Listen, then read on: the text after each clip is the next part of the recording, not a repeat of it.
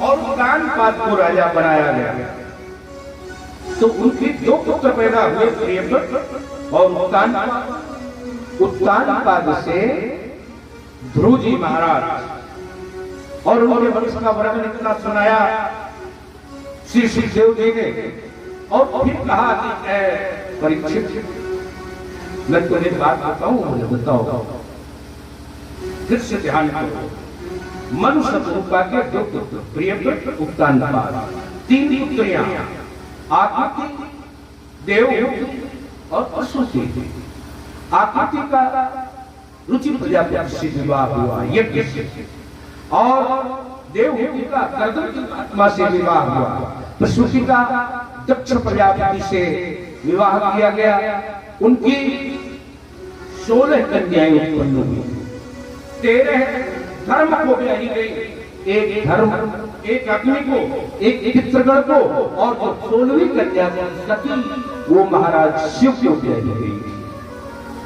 उन्होंने उस देह का त्याग करके महारानी पार्वती के रूप में जन्म लिया, और पार्वती के रूप में उनके पास में बैठ करके फिर अमर कथाएं सुनी।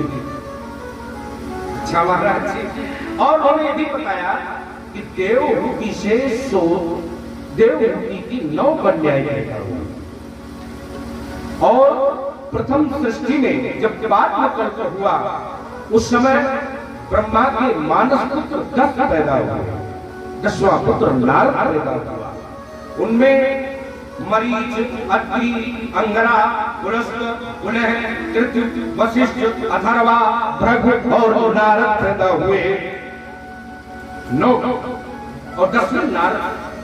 और महारानी देवहूति से कला, अनुसुईया, श्रद्धा, अभिनभु, गति, क्रिया, अरुंधति, शांति और ख्याति नाम की 9 कन्याएं पैदा हुई।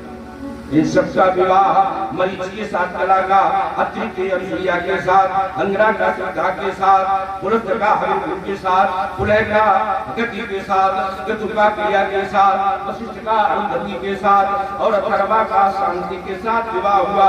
भृगु का विवाह ख्याति के साथ कर दिया गया।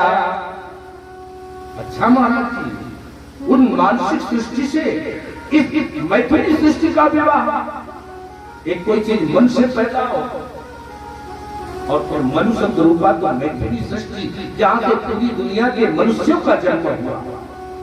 पूरी दुनिया में आदि पुरुष मनुष्य सारे लोग पैदा हुए। फिर ब्रह्मा के पुत्र दक्ष प्रजापति से समस्त कन्याओं का वर्णन तुम्हें मैंने सुनाया। उनका हम महाराज ने सुनाया। अब उन्होंने फिर सुनाया कि हम आपसे सुनना ये चाहते हैं कि प्रियव्रत फिर राजा क्यों बन गए। क्योंकि उत्तानपाद के संतानों में परंपरा में फिर कोई राजा नहीं है। तब ब्रह्मा जी ने आके प्रियव्रत जी से कहा कि चलो राजा बनो। प्रियव्रत जी हम सोच रहे हैं, देखिए 2 मार्ग है इस दुनिया में, याद रखिए, बहुत बढ़िया। निवृत्ति मार्ग और प्रवृत्ति मार्ग। निवृत्ति माने सब कुछ छोड़ छाड़ करके जंगल में चले गए, सन्यासी हो गए, ये है निवृत्ति मार्ग। और फिर एक है प्रवृत्ति मार्ग। दुनिया बसा ली, सारा सब कुछ, घर बार परिवार सब। अब दोनों में प्रश्न उठता है कि भगवान किसमें मिलते हैं। देखिए, एक मार्ग आपको अगर पढ़ाया जाएगा तो उसके पीछे हजारों सिद्धांत, हजारों कथाएं, हजारों पुस्तकें आपके सामने रख दी जाएंगी। बस सन्यासी ही सबसे बढ़िया, लेकिन नहीं, ये परम मनीषी हैं।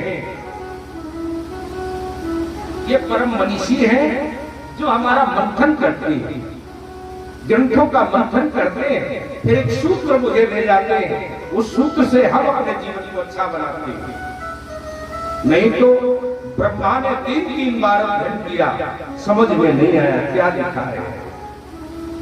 तब भगवान के हृदय में बैठ करके तेने ब्रह्म हृदय याद कमये मुहियंत यद सूरया, तब समझाया कि वेदों की व्याख्या ये है, पुराणों की व्याख्या ये है, शास्त्रों की व्याख्या ये है, तब उनकी समझ में आया।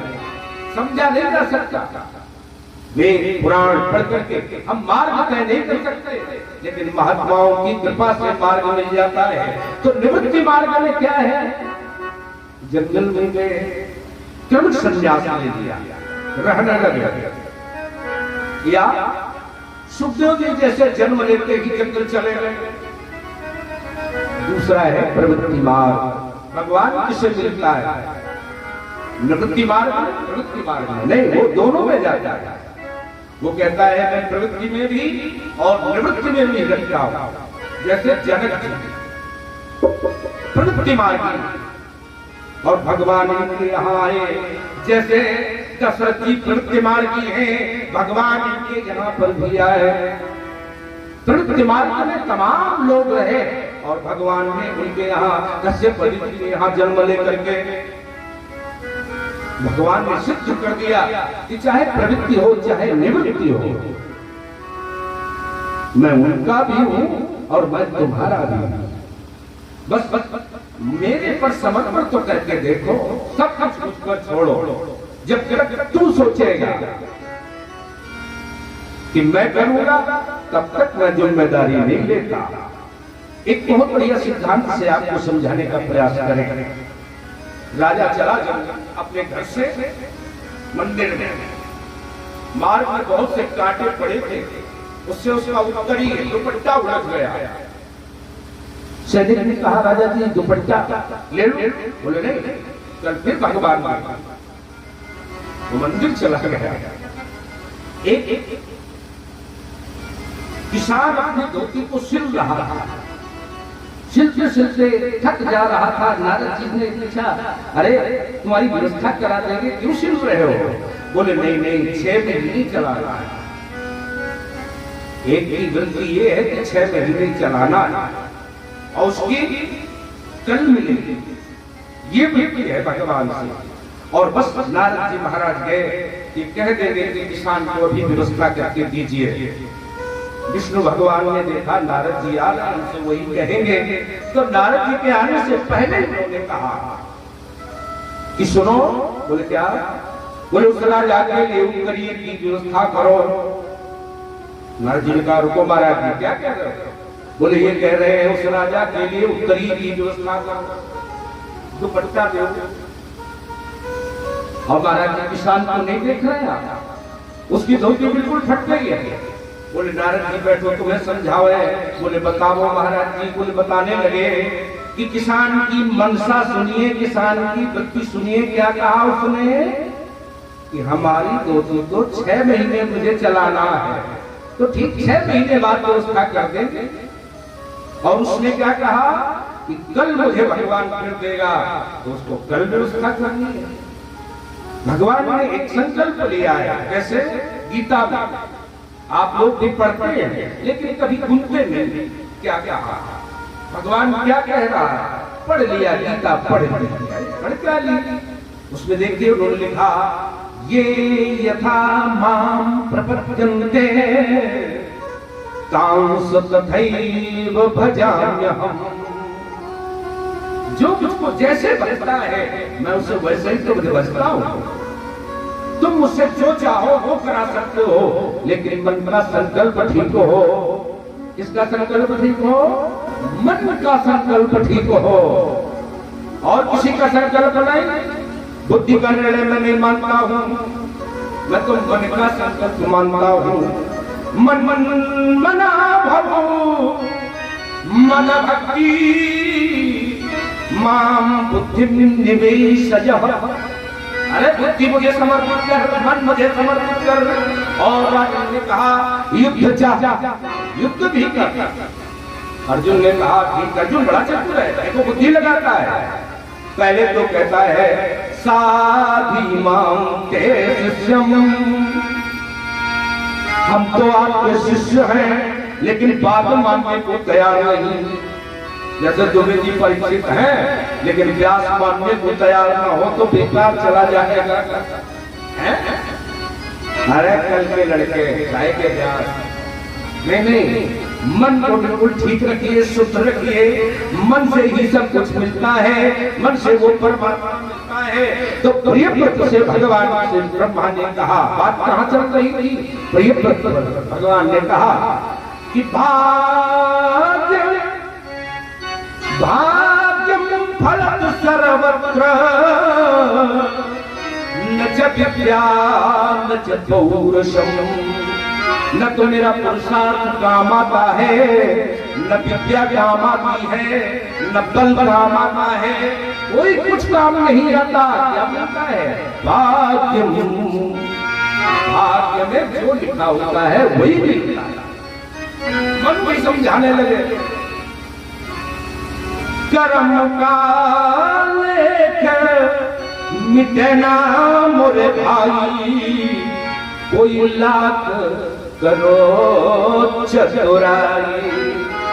जो भाग्य में लिखा है मिलकर रहेगा, लाख चतुराई कर लेंगे। प्रियव्रत जी कहने लगे, महाराज जी अब आप वही दिवस कर रहे हैं, क्यों? न बल काम आता है, न बुद्धि काम आती है, न क्रिया काम आती है, तो फिर तो चलना ही पड़ता है। बोले हाँ आओ, आदरणीय समादरणीय महाराज जी पधार रहे हैं और महर्षि का बड़ा योगदान है हमारी कथा में, और हमारी समिति के सभी बच्चे उनका स्वागत करेंगे। तो भाग्यम फलत सर्वत्र न च विद्या न च पौरुषम। आप लोग ध्यान दीजिए, प्रियव्रत को ला करके फिर राजा बनाया गया। प्रियव्रत राजा बने। इस वंश में प्रियव्रत के आग्नेय से नाभि पैदा हुए, नाभि से ऋषभ और ऋषभ देव के महाराज भरत पैदा हुए। ध्यान दीजिए, ये तपस्वी व्यक्ति है तो संस्कार से दूसरी पीढ़ी भी तपस्वी, संस्कार से उनसे जो भी पैदा हो रहा है, जो भी पुत्र पैदा हो रहा है, वो परंपरा से संस्कार लेकर के अपने जीवन को ढालता जाता है। फिर महाराज प्रियव्रत ने इस पृथ्वी के 9 भाग कर दिए।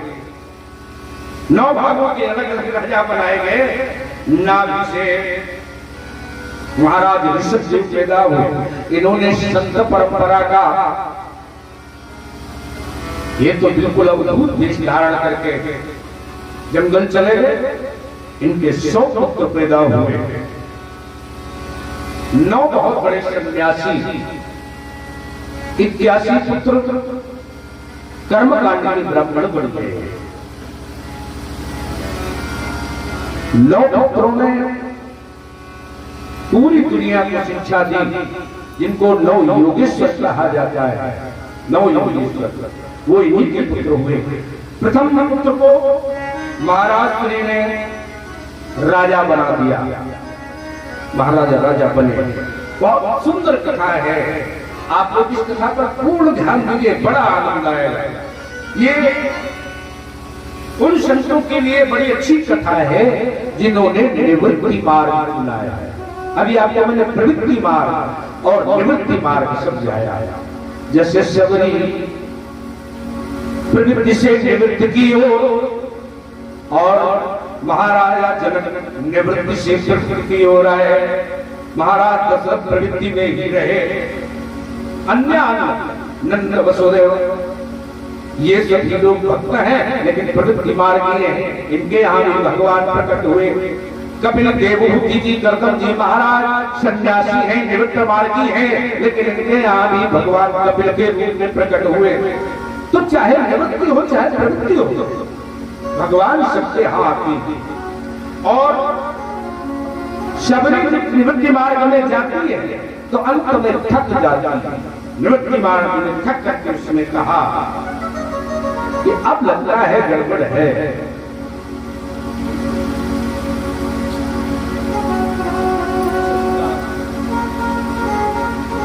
तो उसने थक करके कहा रामा रामा रटते रटते बीती रे उमरिया, रामा रटते रटते बीती रे उमरिया।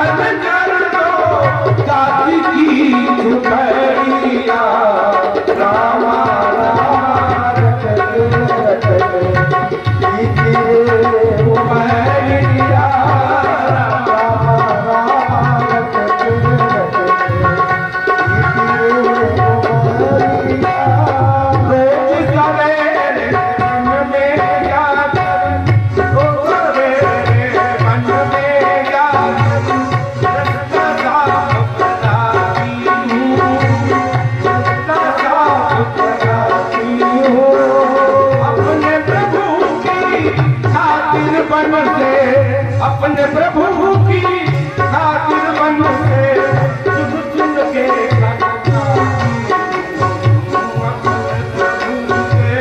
खातिर मन से चुन चुन के मन लागी हूँ।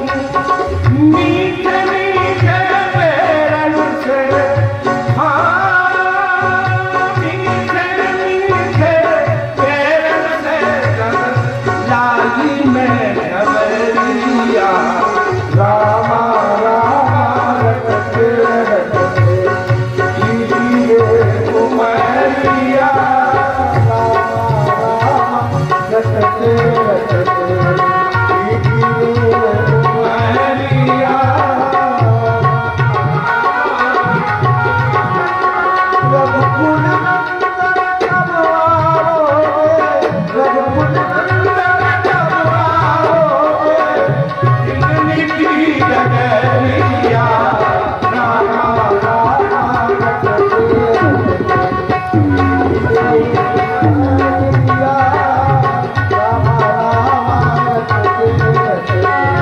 सुंदर श्याम सलोनी सुंदर सलोनी सूरत नैनन बीच बसाऊंगी, मैं नैनन बीच बसाऊंगी, पद पंकज धीरज धर्मस्तक, पद पंकज धीरज धर्मस्तक, चरण शीश नवाऊंगी, मैं चरण शीश नवाऊंगी, मैं चरण शीश नवाऊंगी। प्रभु जी मुझको भूल गए क्या, प्रभु जी मुझको भूल गए क्या, लो दासी की खबरिया, रामा रामा रटते रटते बीती उमरिया, रामा रामा रटते रटते बीती उमरिया।